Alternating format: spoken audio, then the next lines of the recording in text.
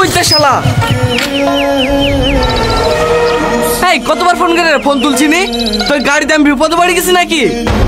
ভাই ভাই ভাই, মোবাইলটা মনে হয় সাইলেন্ট হয়ে গেছে, নাহলে তোর ফোন তুলবো না।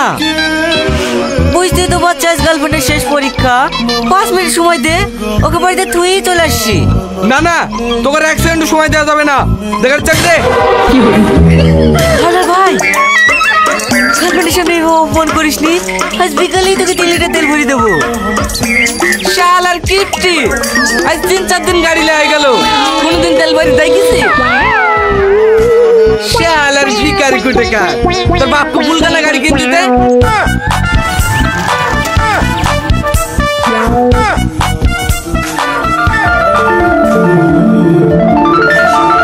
একটা উপকার করতে পারি, তোর গার্লফ্রেন্ডের বাড়ির ওই দিক দিয়ে যাচ্ছি, তোর গার্লফ্রেন্ড যেতে চাইলে গাড়িতে উঠে বসতে বল, বাড়িতে নামি দেবো।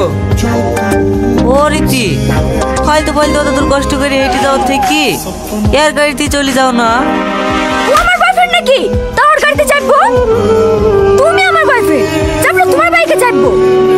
এই ছোট লোকের কাছে অপমান হওয়ার থেকে পারলে একটা বাইক কিনে নিয়ে এসো, আর না পারলে এমনি ঠিক আছে, উপরওয়ালা পা দিয়েছে, হেঁটে হেঁটে যেতে পারবো।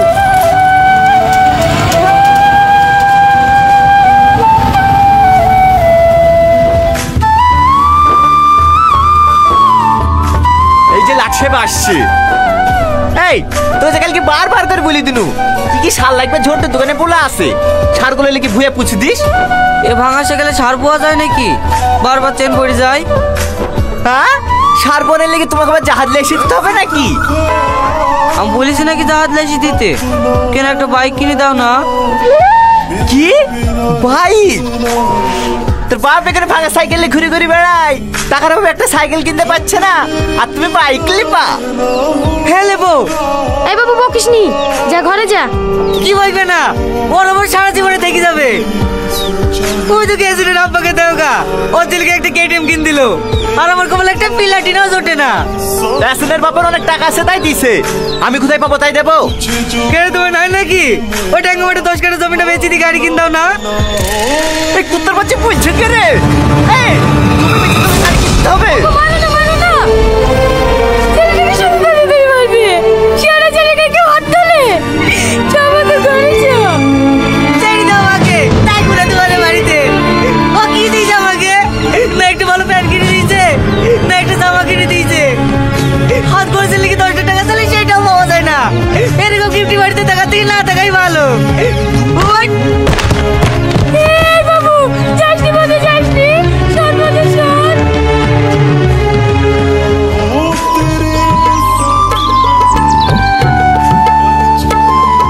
কি ব্যাপার, আমাকে ডিম দিছে যে? খেলাও, আজ 2টো ডিম রান্না করেছি। কে বলেছে তোমাকে 2টো ডিম রান্না করতে? ওই লাট সাহেবের ভালো তরকারি ছাড়া ভাত ঢোকে না, ওই লাট সাহেবের জন্য একটা ডিম রান্না করলেই তো হয়। তাই বললে হয়? তোমারও তো সারাদিন খাটাখাটনি শরীর, লাও খেয়ে লাও। ও খেয়েছে? না, সেই দুপুরবেলায় বেরিয়ে গেছে, তারপর তার বাড়ি আসেনি। তোমার আবার কি হলো, হাত ধুছো যে? আগে দেখি আসি, সে কুকুরটা কোথায় গেছে?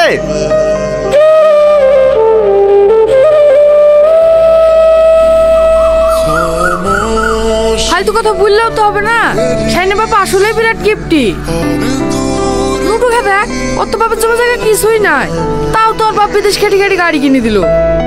ওসব ছাড়, মন খারাপ করে লাভ নাই। লে ধরা। না না, আব্বা দেখলে বইবে। কেনে আব্বার বিড়ি খায় না নাকি?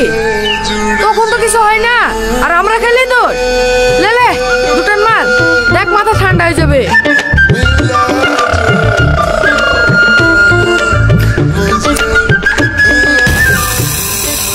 এই মানুষ কি করছে রে?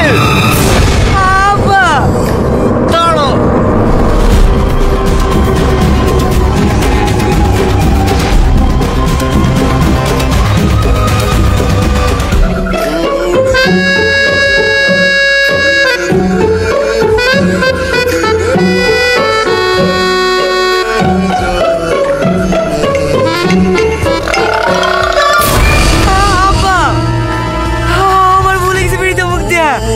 আমি খেতে চাচ্ছিল না, ওরা আমাকে জোর করে খাওয়াইছিল আব্বা। এত রাত অব্দি কোথায় ছিলি? রাখিস তো বাড়ি বসছিল। ঠিক আছে চ খেলিগা। আমি খাবো না, রাকেশ দে বাড়ি খেয়েছি। এই তুই লোকের বাড়ি খেয়ে এসছি, তোর বাপ যে তোর লেগে সারাদিন না খেয়ে বসে আছে।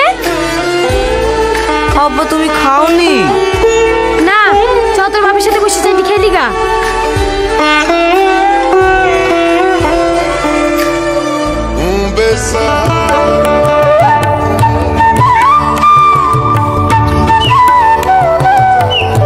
চাচা চাচা, কি হলো রে? ওই বাবা হাফ আছে কেনে? তোমার ছেলে শাহিন ওই পাড়ার আমাদের মেয়েকে বিকলে চলে এসছে। তুই আর কি বলছিস রে? হ্যাঁ চাচা, বাড়িতে লোকে বুঝায়, তুমি তাড়াতাড়ি চলো। চাচা তোমাকে ডাকতে পাঠালো। এই অবশ্যই যে কি বেকার দেই পড়িছি।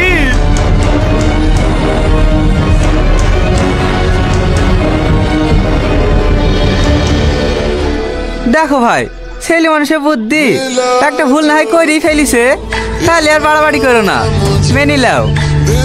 আমি মেলের সাথে সাথে কি আমাকে ভুলবি করেছে নাকি? যারা সংসার করবে তারা দেখি লেখা। লাভ হয় আর অভিমান করো না, একটাই ছেলে, বৌমা দেখতে শুনতে খারাপ না, হাত দিমাত করো না ভাই। কই গো ভাবি, দাড়ি কেনে? যাও যাও, ছেলে বউকে ঘরে তুলি লাও।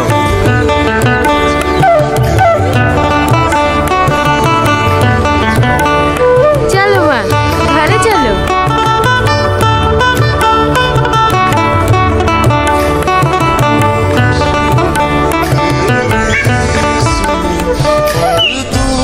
লাট সাহেবের ঘুম ভাঙলো, তাতে দেখি দে ওই সাজতে যেতে হবে। একটা ছেলে আর একটা এসে জুটিছে, এতে ভাত জোগাড় করতে করতে আমার জীবন শেষ।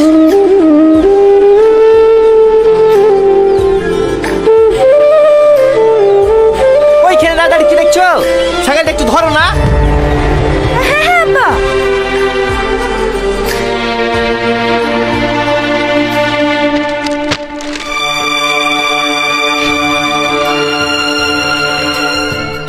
কি হলো আব্বা?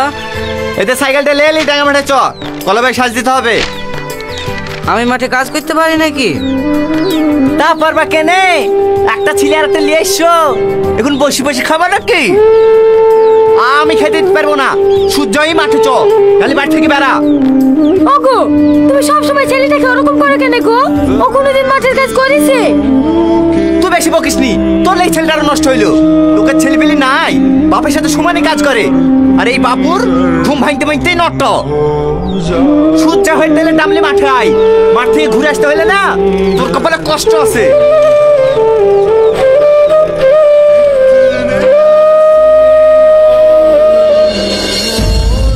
আমি আর এভাবে প্রতিদিন ফোন শুনতে পাচ্ছি নি গো। আমি মাকে ফোন করছি নু, আব্বা 1 লাখ টাকা দিতে চাইছে। তুমি যেমন মাঠে কাজ করতে পারো না, তোমার আব্বার সাথে আর 2 লাখ টাকা নিয়ে বাজারে একটা কাপড়ের দোকান দাও গা। আমিও মনে মনে ভাবছি না একটা ব্যবসা করবো। তোমার আব্বা 1 লাখ টাকা দিতে চাইছে? হ্যাঁ। তাহলে তো হয়েই গেল, আব্বা মাঠ থেকে বাড়ি আসো, আর 2 লাখ টাকা লিলেই হয়ে যাবে।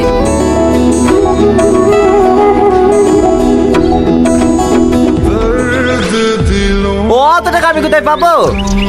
তো ব্যবসা করবো, তোমাকে টাকা দিতে হবে না? জমি আছে, জমি বন্ধক দিয়ে ম্যানেজ করবা। হ্যাঁ, ওই লুরের ছেলে ভুলবান দেখতে কাপড়ের দোকান দিয়েছিল, শেষ পর্যন্ত জমিগুলো সব বিক্রি করতে হইলো। তো ও ব্যবসা করতে হবে না বাপ, এমনি আমার ঘাড়ে বসে বসে গেলছি, ওই ঠিক আছে। রোজ রোজ আমি তোমার খোঁটা শুনতে পারবো না, তুমি টাকা দিবা কিনা তাই বলো। আমি তোকে 1 টাকাও দেবো না। তাহলে আমাকে ভেনো করে দাও। যাবে নাই যা। ঠিক আছে, আমার ভাগে তো জমি জায়গা পাবো, আমাকে দিয়ে দাও, আমি বেচে দিয়ে দোকান দেবো। কি তোর ভাগের জমি মানে? রক্ত পানি করা জমি, 1 ছটাক দেবো না। দিবে না তো ছেলে জন্ম দিচ্ছ কেনে? এই বাবু, তুই একটু চুপ কর, আমি দেখছি।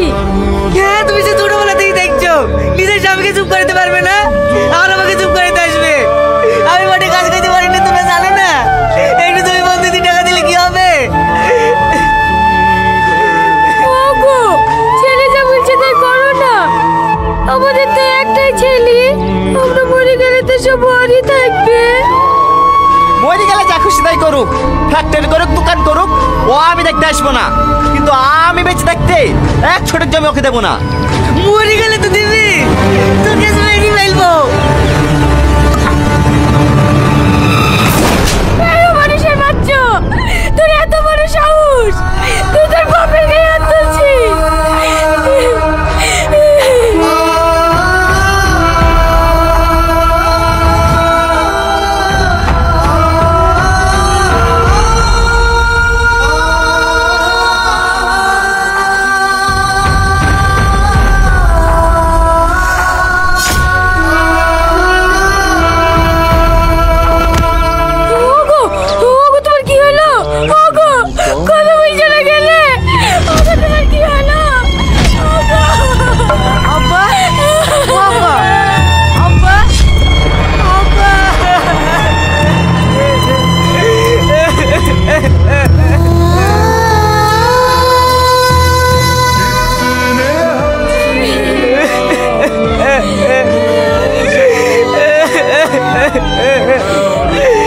আব্বা, আমি তোমাকে নিজের হাতে মেরে ফেলবো আব্বা। আব্বা, কাঁদিস নি বাপ, কাঁদিস নি, শান্ত হ। আমি নিজের হাতে আমার আব্বাকে মেরে ফেলবো চাচা। আমি কোনোদিনও নিজেকে ক্ষমা করতে পারবো না। কাঁদিস নি বাপ, এতে তোর কোনো দোষ নাই। তোর আবার আগে থেকে হার্টের প্রবলেম ছিল। হ্যাঁ, তোর আব্বাকে নিয়ে 2 মাস আগে কলকাতায় গেছিলাম না, তখনই ডাক্তারে বলে দিয়েছে তোর আব্বার কিছুদিনের অতিথি। এই কথাটা আমাদেরকে আগে বলে দিতে রে। তোরা কষ্ট পাবি ভেবে তোর আব্বাই তোদেরকে জানাতে নিষেধ করেছিল। চাচা, আমার আমাকে কোনোভাবে বাঁচানো যেত না।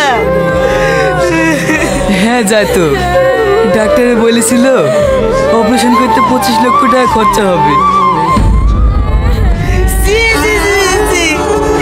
এই কথাটা যদি আমি জানতো, সব বেঁচে দিলে আমার চিকিৎসা করতো। সেটা তোর আব্বা পারত।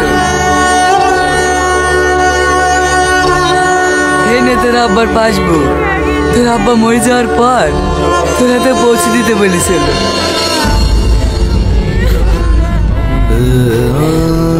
আমার আমার ব্যাংকে 30 লক্ষ টাকা আছে। হ্যাঁ, আমাকে অনেকবার বুঝেছি এই টাকা দিয়ে অপারেশন করলে আর দেখি, কিন্তু ও শুধু একটা কথাই বলেছে, আমার তো বয়স হয়ে গেছে, অপারেশন করি খুব বেশি হলে না তোর 5 বছর বাঁচবো, কিন্তু আমার ছেলে ভবিষ্যৎটা একেবারেই নষ্ট হয়ে যাবে।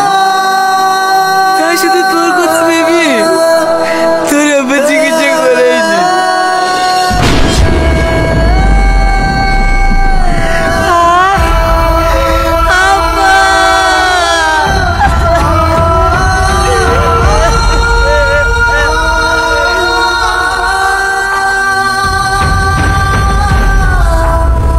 সত্যি বাবার ভালোবাসা চোখে দেখা যায় না।